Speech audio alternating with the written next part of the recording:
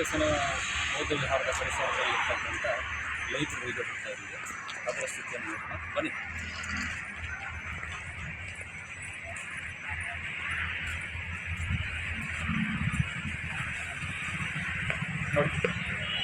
ನೋಡಿ ಬಂಧುಗಳೇ, ಇದೇ ಇಲ್ಲಿನ ಪರಿಸ್ಥಿತಿ.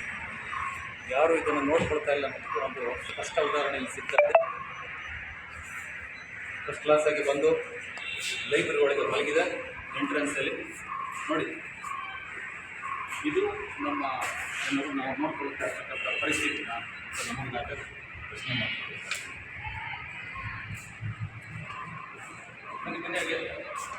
ಇಲ್ಲಿ ಇನ್ನೊಬ್ಬರು ಮಲಗಿದ್ದಾರೆ ಅತಿಥಿ ನೋಡಿ.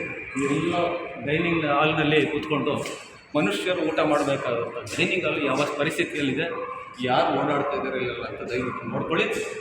ಒಂದಲ್ಲ ಎರಡು, ಇನ್ನೂ ಒಳಗಡೆ ಎಷ್ಟಿದ್ದಾವೆ ಗೊತ್ತಿಲ್ಲ ನಮಗೆ. ಈ ರೀತಿ ಬಟಾ ಬಯಲಿನಂತೆ ಕರೆದಿಟ್ಟು ಮಾಡ್ಕೊಂಡವ್ರು ಯಾರಾದರೂ ಬಂದವರು ಯಾರೇ ಆಗಲಿ ಇಂಥ ವಾತಾವರಣದಲ್ಲಿ ನಾವು ಒಂದು ಸಭೆ ಸಮಾರಂಭ ಮಾಡ್ಬೋದು ಅಂತ ಅನಿಸುತ್ತೆ. ಯೋಚನೆ ಮಾಡಬೇಕಾದ ವಿಚಾರ. ಬನ್ನಿ ಇನ್ನು ಏನಿದೆ ಬಂದರೆ ನೋಡೋಣ.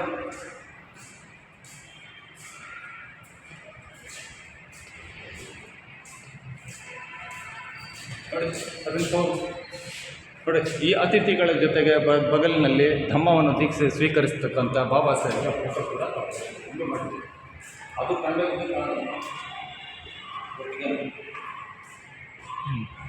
ಅಲ್ಲಿ ಅತಿಥಿ ಮಲಗಿದೆ. ಅದ್ರ ಪಕ್ಕದಲ್ಲಿ ಬಾಬಾ ಸಾಹೇಬ್ ದೀಕ್ಷೆ ಫೋಟೋ ಮಾಡಿದ್ದಾರೆ. ಇದು ಎಷ್ಟು ಅವಮಾನಕಾರಿ ಆಗ್ತಕ್ಕಂಥ ಅಂಶ ಅನ್ನೋದನ್ನು ನಾವೆಲ್ಲ ಬಂಧುಗಳು ಯೋಚನೆ ಮಾಡಬೇಕಾಗುತ್ತೆ. ಕಾಮೆಂಟ್ ಮಾಡೋದು ಭಾಳ ಸುಲಭ ಆಗುತ್ತೆ ಜನಗಳಿಗೆ. ಯಾರೋ ಒಂದು ದಿನ ಹೋಗಿ ಭೇಟಿ ಕೊಟ್ಟು ಈ ಥರ ಕಾಮೆಂಟ್ ಮಾಡ್ತಾ ಇದ್ದಾರೆ ಅಂತೆಲ್ಲ. ಆದರೆ ನಿರ್ವಹಣೆ ಅಂತಂದರೆ ಯಾರು ಅದನ್ನು ಒಪ್ಕೊಂಡಿರ್ತಾರೆ ಅಧಿಕಾರಿಗಳ ಜವಾಬ್ದಾರಿ ಆಗುತ್ತೆ. ತೀರ್ಥದಲ್ಲಿ ಟೇಬಲ್ಗಳನ್ನು ನೋಡಿ ಯಾರು ಕ್ಲೀನ್ ಮಾಡೋದಿಲ್ಲ. ನೆಲಗಳನ್ನು ನೋಡಿ ದಯವಿಟ್ಟು ಕಿತ್ತೋಗಿರೋ ಚೇರ್ಗಳು ಅದನ್ನು ವ್ಯವಸ್ಥೆ ಮಾಡ್ಕೊಳ್ಳೋ ಚೇರ್ ತೋರಿಸಬೇಕು. ಎಲ್ಲ ಕಿತ್ತೋಗಿ ಕೆಳಗಡೆ ಬಿದ್ದಿರ್ತಕ್ಕಂಥದ್ದು ಇದನ್ನು ನೋಡ್ಕೊಳ್ತಕ್ಕಂಥ ವ್ಯವಸ್ಥೆ ಕೂಡ ನಿಲ್ಲಲ್ಲ ಅಂತ ತಿಳಿಸಲಾಗ್ತದೆ. ಇದು ಇಲ್ಲಿನ ಪರಿಸ್ಥಿತಿ.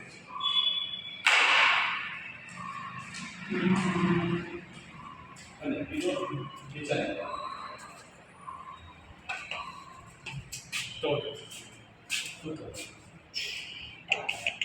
ಇದು ಇನ್ನು ಯಾವ ಅತಿಥಿಗಳು ಇಲ್ಲ.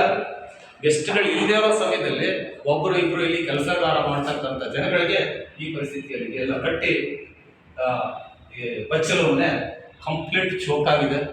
ಅಲ್ಲಿ ನೋಡಿ ಎಷ್ಟು ದಿನ ಆಯಿತು ಬಣ್ಣ ಹೊಡೆದು ಶುರು ಮಾಡೋದು ಸೀಲಿಂಗ್ ಅಲ್ಲಿ ತಿತ್ಕೊಂಡು ಹೋಗ್ತಾ ಇದೆ. ಇದನ್ನು ಯಾರು ಕೇಳೋರಿಲ್ವಾ? ಬನ್ನಿ ಮುಂದೆ ನೆಕ್ಸ್ಟ್.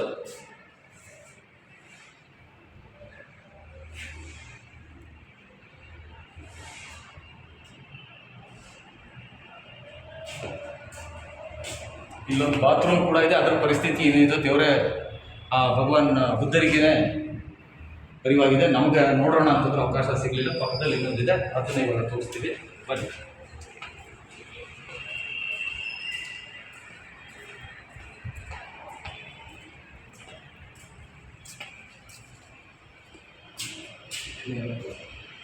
ಇದು ಜನರಲ್ ಪಬ್ಲಿಕ್ಗೆ ಮೀಸಲಾಗಿರ್ತಕ್ಕಂಥ ಸ್ನಾನ ಮನೆಗಳ ಸ್ನಾನಗೃಹದ ಅವಸ್ಥೆ ಅನ್ನೋದಕ್ಕಿಂತ ಅವ್ಯವಸ್ಥೆ ಅಂತ ಹೇಳಬೇಕಾಗಿದೆ. ಅಲ್ಲಿ ಜಸ್ಟ್ ಎಲ್ಲ ಹೋಗ್ಬಿಟ್ಟು ಬರಲಿ.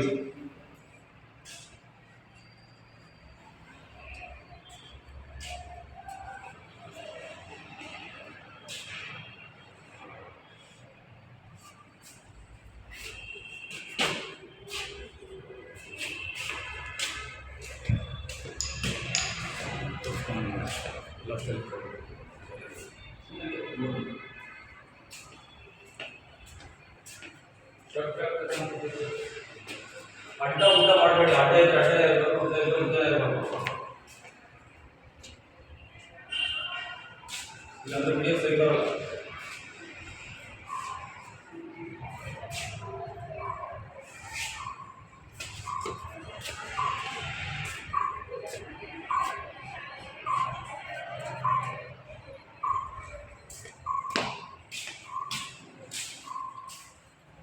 ನೆಲ ಒರೆಸುವ ಮಾಪನ ಪರಿಸ್ಥಿತಿ ನೋಡಿ.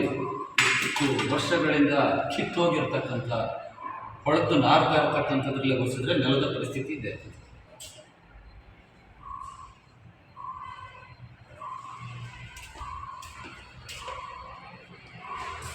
ಈ ಎಲ್ಲದರ ಜೊತೆಗೆ ಎಲ್ಲ ಇದ್ದರೂ ಕೂಡ ಇಲ್ಲದೇ ಇರೋರನ್ನ ಬಿಟ್ಬಿಡೋಣ. ಇರೋರು ಕೂಡ ಅವರು ದೊಡ್ಡ ದೊಡ್ಡ ಫೋಟೋಗಳನ್ನು ಹಾಕ್ಕೊಂಡು ಈ ರೀತಿ ಅವ್ರುಗಳಿಗೆ ಬೇಕಾಗಿರ್ತಕ್ಕಂಥದ್ದು ಕೇವಲ ಹೆಸರು. ನಾವಿಲ್ಲಿ ಅಂತ ಕೆಳಗಡೆ ನೋಡ್ತಾ ಇದ್ದಾರೆ ಅವರು, ಅಂದರೆ ಮಾಡ್ತಾ ಇರೋರು ನಾವು ಇಲ್ಲಿನ ಪ್ರತಿನಿಧಿಗಳೇ ಅವರು ಈ ಕೆಲಸಗಳನ್ನು ನೋಡ್ಕೊಳ್ಬೇಕಂತ. ಅವರೆಲ್ಲ ಕೇವಲ ಲೀಡರ್ ಅನ್ನೋರು ಮಾತ್ರ ಲಾಯಕ್ಕಿದ್ದಾರೆ, ಅದಕ್ಕೆ ಮಾತ್ರ ಕೊಡ್ತಿದ್ದಾರೆ ಅಷ್ಟೇ.